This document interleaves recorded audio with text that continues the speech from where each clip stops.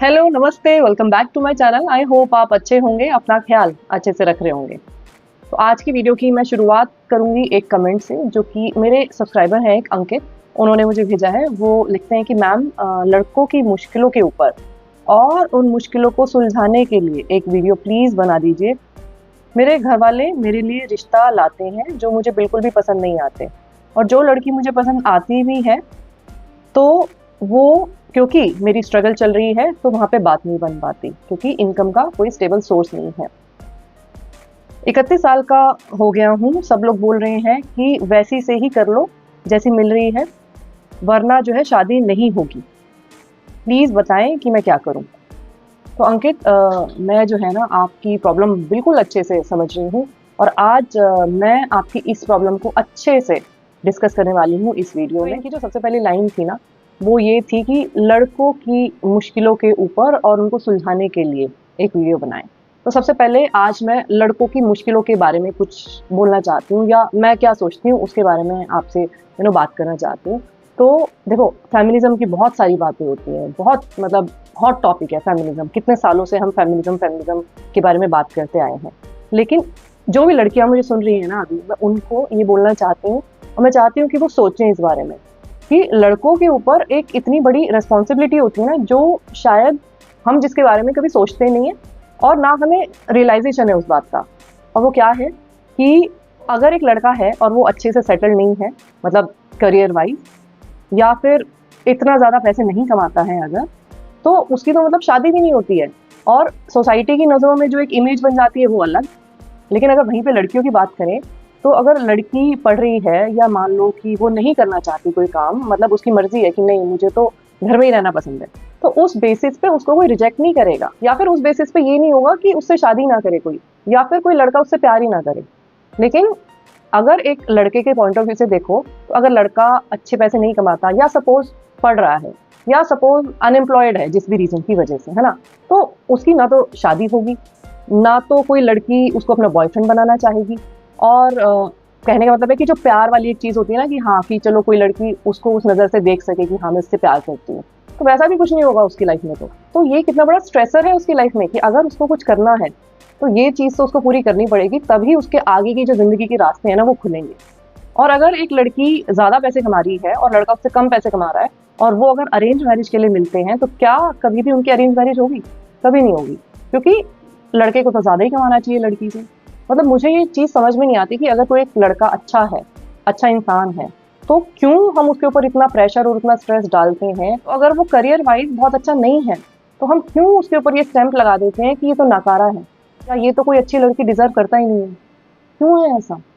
तो जो लड़कियां मुझे सुन रही हैं, तो मैं ये चाहती हूँ कि वो ज़रूर इस बारे में सोचें, और ये सोचें कि ये जो भेदभाव है वो कहाँ तक जस्टिफाइड है। तो अंकित, मैं अब आगे आपके बारे में बात करती हूँ। जैसे कि आपने लिखा कि आपकी एज जो है वो 31 साल हो चुकी है। तो पहली चीज़ तो मैं ये आपको बताऊँ कि जितने भी सोसाइटी के नॉर्म्स हैं ना, इतनी एज हो गई है, उतनी एज हो गई है, आप इन चीज़ों को लेकर ना बिल्कुल भी चिंता मत करो। ये जो नॉर्म्स होते हैं ना, ये सोसाइटी चेंज करती रहती है टाइम के साथ साथ, और ये कहीं नहीं लिखा है कि हमें सोसाइटी के साथ ही चलना है। फॉर एग्जाम्पल, अगर मैं 20 साल पहले की बात करूँ, तो उस टाइम पे 21, 22, 23 साल की नॉर्मल एवरेज एज मानी जाती थी शादी की। मेरे जो रिलेटिव्स या घर में जो मेरी सिस्टर की शादी हुई है, वो इसी एज पे होती थी तब। 20 साल बाद आज जो टाइम है, इसमें तो 30 साल से पहले किसी लड़के की शादी मतलब नॉर्मली होती ही नहीं है। 30 साल तो एक एवरेज एज बन गई है, और आज से अगर आप 10 साल बाद देखोगे ना, तो वो एज और बढ़ के मतलब 36, 37 चली गई होगी, या 40 भी जा सकती है।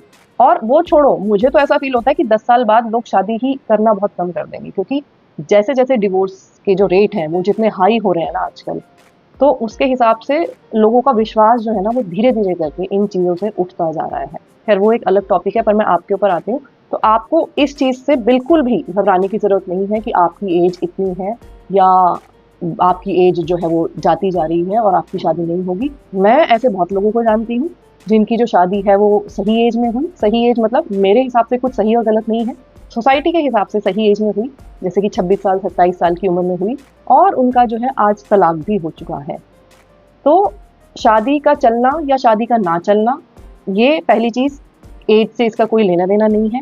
अब आपकी दूसरी चीज़ में मैं आती हूँ कि जो आपने लिखा कि अगर अभी भी आप शादी नहीं करोगे, तो जो अभी मिल रही है वो भी नहीं मिलेगी। ये एक बहुत कॉमन सी लाइन है जो कि सब बोलते हैं कि अगर अभी भी आप नहीं मतलब कुछ डिसाइड करोगे तो जो मिल रहा है वो भी नहीं मिलेगा। तो अगेन मैं इस चीज़ से भी बिल्कुल इत्तेफाक नहीं रखती हूँ। तो अब जो बात ये रही कि एज बढ़ती जा रही है और शादी नहीं हो रही है, तो क्यों ऐसा हो रहा है पहले इसको समझने की कोशिश करते हैं। लड़कों की एज बढ़ती जा रही है जिनकी और शादी नहीं हो रही है, और जिन लड़कियों की एज बढ़ती जा रही है उनकी शादी नहीं हो रही है। तो अगेन सोसाइटी का जो पैमाना है नापने का, लड़कों को मापने का क्या पैमाना है कि अगर लड़का अच्छे से पैसे नहीं कमा रहा है, प्रोफेशनली वेल सेटल्ड नहीं है, तो अगेन उसकी शादी नहीं होगी और एज ऐसे बढ़ती चली जाएगी। ठीक है, अब लड़कियों के लिए क्या पैमाना है? अगर लड़की दिखने में खूबसूरत नहीं है, या हाइट में अगर वो इतनी अच्छी नहीं है, या जो भी कुछ कह लो फिजिकल अपीयरेंस से रिलेटेड जितनी भी चीज़ें होती हैं, तो पहले तो सब वही चीज़ देखते हैं। अगर उन चीज़ों पे वो खरी नहीं उतर रही है तो अगेन उसकी उम्र बढ़ती जाएगी, उसकी शादी नहीं होगी। हालांकि मैं इन सब चीज़ों से बिल्कुल भी इत्तेफाक नहीं रखती हूँ। मैं अब आगे की बात आपसे करती हूँ। तो अब आप ये देखो कि जिस एक फिजिकल अपीयरेंस के पीछे लोग इतने पागल हैं, है ना, और उसके चक्कर में लोग लड़कियों को रिजेक्ट कर देते हैं। वो जो फिजिकल अपीयरेंस है वो सोच के देखो कि वो कितना मैटर करता है। मैं आपको अगर बताऊं तो फिजिकल अपीयरेंस बिल्कुल भी मैटर नहीं करता है। अगर आपके सामने कोई फिल्म स्टार भी आ जाएगी ना, या वो आपके साथ रहने लग जाती है सेम घर में, तो 1 महीने बाद आपको वो नॉर्मल लगने लग जाएगी। वो सारी जो आपकी एक्साइटमेंट है ना उसको लेके, वो सारी की सारी एक्साइटमेंट खत्म हो जाएगी 1, 1.5, 2 महीने या 3 महीने में। हमारा दिमाग इसी तरीके से काम करता है, मतलब ये नॉर्मल साइकोलॉजी है। कोई भी चीज़ का एग्जांपल ले लो आप, लिविंग थिंग हो, नॉन लिविंग थिंग हो, लोग आईफोन के पीछे कितने पागल रहते हैं। जब उनके पास वो आ जाता है तो 1, 1.5, 2 महीने में वो बिल्कुल नॉर्मल सा हो जाता है उनके लिए। क्रेज खत्म हो जाता है हर चीज़ का। क्या चीज़ है जो किसी भी रिश्ते को मतलब बनाए रखती है या कनेक्ट करके रखती है? वो होता है कि आप दोनों के बीच में कितनी अंडरस्टैंडिंग है, कितनी कंपैटिबिलिटी है, कितना समझते हो आप एक दूसरे को। वो चीज़ जो है ना जिंदगी भर आपके उस रिश्ते को संभाल के रखती है। और अगर आपकी शादी कितनी भी सुंदर लड़की से हो जाए, और अगर आप दोनों की नेचर मैच नहीं करती है, इनकम्पैटिबिलिटी है ना, तो उसकी जो सुंदरता है ना वो आपके इस रिश्ते को बचा नहीं पाएगी। वो रिश्ता देर सवेर खत्म हो ही जाएगा। तो इसलिए जिस फिजिकल अपीयरेंस के लिए दुनिया इतनी भाग रही है या जिसको इतनी प्रायोरिटी दे रही है, तो मेरे हिसाब से तो उसकी कोई कीमत है ही नहीं। तो इस चीज़ से आपकी ये क्वेरी तो सॉल्व हो जाती है कि उम्र निकलती जा रही है और फिर अच्छी लड़की नहीं मिलेगी। तो आई होप आपको ये चीज़ क्लियर हो गई होगी कि जो लड़की बोल रहे हैं ना कि अच्छी लड़की का जो क्राइटेरिया है सुंदरता, उससे फ़र्क नहीं पड़ना चाहिए आपको। तो ये वाला तो एक आपका प्रॉब्लम सॉल्व हो गया होगा आई गेस। अब आपकी जो दूसरी प्रॉब्लम है उसके बारे में थोड़ी सी बात कर लेते हैं। जैसे कि मैंने शुरू में भी बोला वीडियो के कि मैं समझती हूँ ये बात कि लड़कों की लाइफ में कितना स्ट्रेस है, करियर को लेके और भी चीज़ों को लेके बहुत स्ट्रेस होता है कि उनको हाँ कि मुझे दिखाना है कि कुछ हूँ मैं, उस चीज़ का बहुत स्ट्रेस रहता है। लेकिन मैं आपको एक बात बताऊँ, ये जो स्ट्रेस है ना, या जैसे कि आपने बोला कि प्रोफेशनली आपका जो काम है वो इतना अच्छा नहीं चल रहा है, जितना ज़्यादा हम किसी चीज़ के लिए स्ट्रेस लेते जाते हैं ना, उतना ही और ज़्यादा नेगेटिविटी को हम अपनी लाइफ में अट्रैक्ट करते जाते हैं। मतलब कि हम ये सोच रहे हैं कि मेरा काम नहीं चल रहा, मेरा काम नहीं चल रहा, तो वो नेगेटिव वाइब्रेशंस जो आप दे रहे हो ना बार-बार, तो वही नेगेटिविटी ही आप अट्रैक्ट करोगे। हमारे स्ट्रेस लेने से या हमारा कितना भी ज़्यादा उस चीज़ के बारे में नेगेटिव सोचने से वो प्रॉब्लम जो है ना और बड़ी बनती चली जाती है। जब आप रिलैक्स हो जाओगे ना, जब आप चीज़ों को थोड़ा लूज़ छोड़ने लग जाओगे, जब आप भगवान के ऊपर विश्वास करने लग जाओगे और ये सोचोगे कि मुझे जो करना है या मुझे जो अपना काम है वो मैं पूरी ईमानदारी से कर रहा हूँ, जो भी कुछ आप काम कर रहे हैं, सिर्फ आपको ये सोचना है कि मैं वो पूरी ईमानदारी के साथ, पूरी मेहनत के साथ कर रहा हूँ। अब मैं इसके आगे और कुछ नहीं कर सकता क्योंकि मेरे हाथ में और कुछ नहीं है। तो अब सब कुछ भगवान मैंने तेरे ऊपर छोड़ रखा है, मेरा जो काम है वो मैं कर रहा हूँ। अब तू देख कि तुझे मेरी ज़िंदगी में जो है ना वो क्या करना है, क्योंकि आखिरकार होगा तो वही जो भगवान चाहता है। हमारे स्ट्रेस लेने से, हमारे सोचने से, चिंता करने से सिचुएशन कभी नहीं चेंज होती, होता वही है जो होना होता है। हमारा काम सिर्फ इतना है कि जो भी कुछ काम हम कर रहे हैं ना वो उसको पूरी ईमानदारी के साथ, पूरी मेहनत के साथ, पूरी निष्ठा के साथ करते जाएं। उसके बाद अगर कुछ मिलता है तो बहुत अच्छी बात है, और अगर कुछ नहीं मिलता है तो भी कोई बात नहीं, क्योंकि नहीं है किस्मत में तो नहीं मिलेगा, है ना।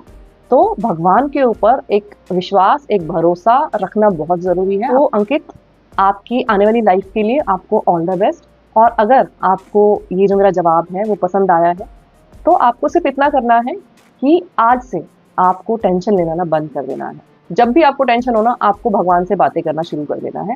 पर जो आपका काम है उसमें कोई काम चोरी नहीं करनी है। काम आपको अपना पूरा ईमानदारी से और पूरा मेहनत से करते रहना है। तो आई होप आपको वीडियो अच्छा लगा होगा। वीडियो अगर अच्छा लगा है तो आपको पता है क्या करना है। चैनल पे पहली बार आए हो तो भी पता है क्या करना है। मैं आपसे फिर मिलूंगी एक नई वीडियो के साथ। तब तक अपना ख्याल रखिए, स्ट्रेस बिल्कुल मत लीजिए। Lots of love to you, take care, bye bye.